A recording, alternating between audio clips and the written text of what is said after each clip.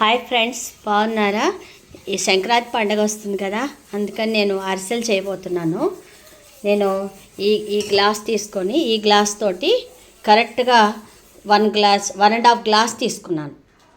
మొత్తం బియ్యము అవి నేను 1.5 డే నానేసి శుభ్రంగా కడిగేసి నేను పిండి మిక్సీలో వేసుకున్నాను.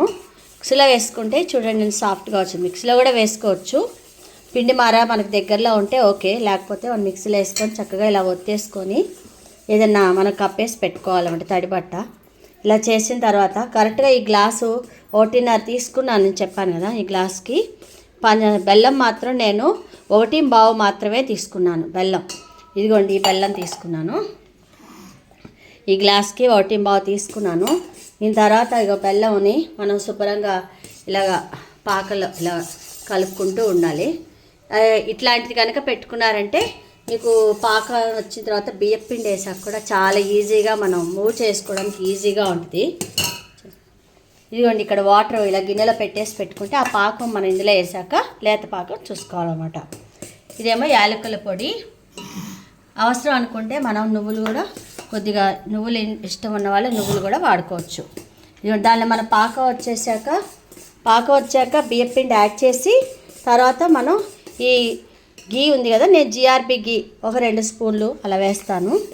మనం తర్వాత అరిసెలు చేస్తాం కదా, అప్పుడు మళ్ళీ నేను చూపిస్తాను. ఇది ఎందుకు పెట్టానంటే మన అరిసెలు చేసిన తర్వాత వేడివేడిగా ఉన్న దీని మీద వేసి 1 సెకండ్ ఆగి దీంతో కనుక ప్రెస్ చేస్తే మనకు ఆయిల్ అంతా కిందకు వచ్చేస్తుంది అనమాట.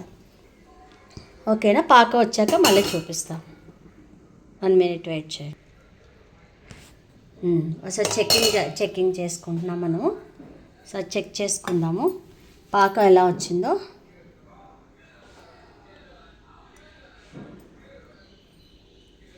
ఇంకా సరిగ్గా రాలేదు, ఇంకొంచెం సేపు పట్టుద్ది అన్నమాట. మళ్ళీ తిరిగి అందులో గిన్నెలోనే వేసేసేయచ్చు. నేను ఫ్రెండ్స్, పాకం వచ్చేసింది. కొంచెం లేతగా ఉంటే బాగుంటుంది. ఇప్పుడు నెయ్యి వేస్తున్నాము. జిఆర్బి గీ కనుక మనకు వేస్తే కొంచెం కమ్మగా మంచి వాసన వస్తుంది. మన ఇంట్లోకే కదండి, బాగుంటుంది. పొయ్యి ఆపేసుకోవాలి. మనం పొయ్యి ఆపేసేసుకొని ఇంకా పిండి యాడ్ చేసుకుంటాం. సో ఫ్రెండ్స్, ఇద్దరు ఉంటే బాగుంటుంది, ఈజీగా మనం చేసుకోవచ్చు. ఒకళ్ళైతే కొంచెం ఒకళ్ళు తిప్పే వాళ్ళు ఉండాలి, ఒకళ్ళు వేసే వాళ్ళు ఉండాలి కదా. మనం స్లోగా పిండి వేసేసుకుంటూ మనం కలిపితే చూసారా ఎంత మంచి కలర్ ఉందో. కొంచెం డార్క్ కలర్లో ఉంది బెల్లము, షుగర్ కంది. పాకం కూడా బాగా వచ్చింది. గుడ్ ఫ్రెండ్స్, పిండి అంతా కలిపాను కదా. ఇప్పుడు కొంచెం ఇదిగోండి ఇలా ఉండాలి. సరే, ఇలా వచ్చి బాగుంది కదా. ఇంకా కొంచెం గోరువెచ్చగా ఉన్నప్పుడే మనం చేయడం స్టార్ట్ చేసేద్దాం. హాయ్ ఫ్రెండ్స్, చూసారా ఎంత చక్కగా పోగుతున్నాయో. ఇదిగోండి, ఇలాగా నేను ఆయిల్ పేపర్ మీద చక్కగా ఆయిల్ కవర్ తీసుకొని ఇలా లైట్గా ఒత్తి ఇలా చేశాను. చూసారు కదా, చాలా బాగా పొగినాయి.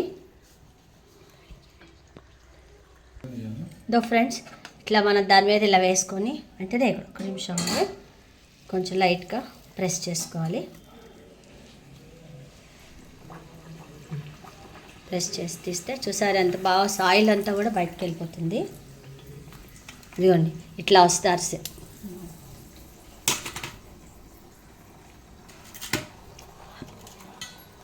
డోంట్ ఫ్రెండ్స్, మన బెల్లము డార్క్గా ఉంది కదా, అందుకని అలా వచ్చింది. ఇలా చక్కగా అన్నీ పొంగుతున్నాయి.